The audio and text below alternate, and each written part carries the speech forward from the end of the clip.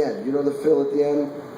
There's a couple of things that he did at the end that stems around these two different techniques, or these rhythms. Testing it. So at the end, there's this one, I'm going to get, the purpose of what I'm showing you is how you practice this. So at the end, it starts off, it goes like that.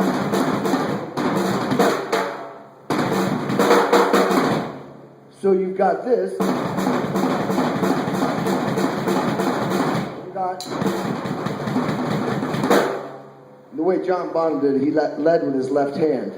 And at the end he went.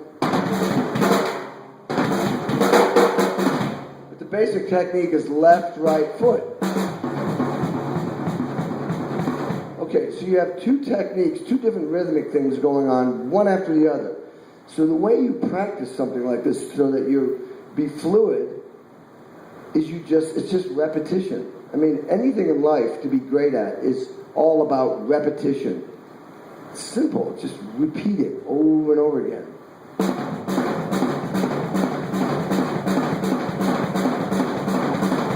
So what I might do is do that 50 times, and then do the triplets 50 times.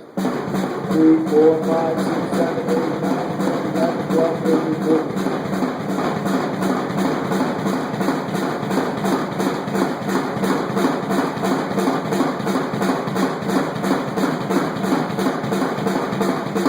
So that's 50. And then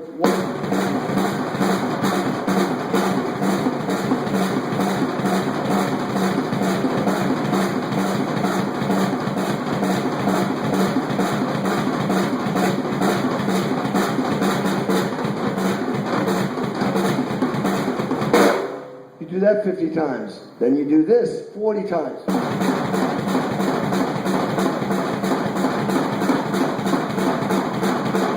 And then you do this 40 times. And you do this 30, and you keep going down till finally you're running them into each other.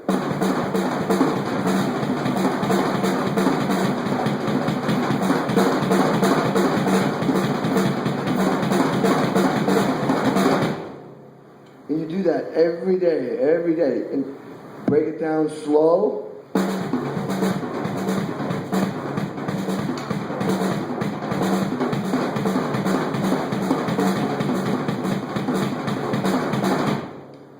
The point is you work on this over and over and over and over again. And then you take these same fills and you or the same idea. The concept is you have an idea you're working on, and then you integrate that idea with other things you already know how to do, like a beat, you know.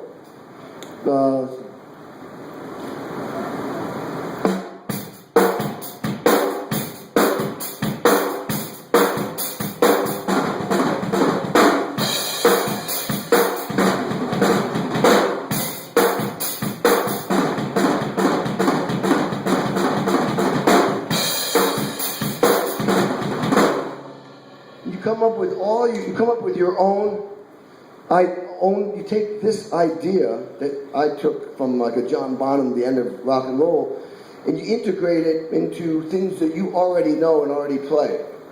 The whole concept is, if you play certain beats that you're familiar with, and you add something you're not familiar with, you're trying to get these things to be part of your family, your knowledge, a part of your family. That's a good way to look at it.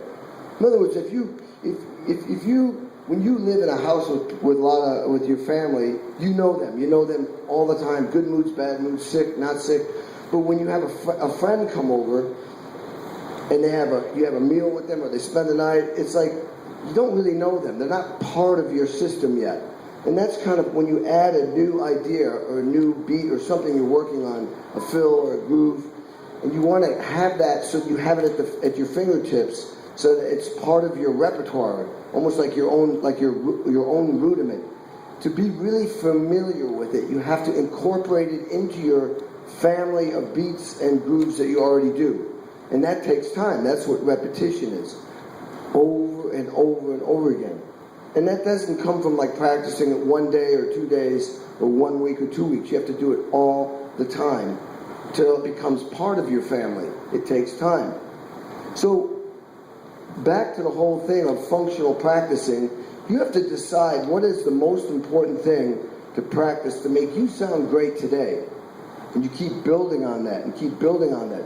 If it's double bass drum that you want to work on, then you have to set aside a time to do that. Every time you practice, you have to have exercises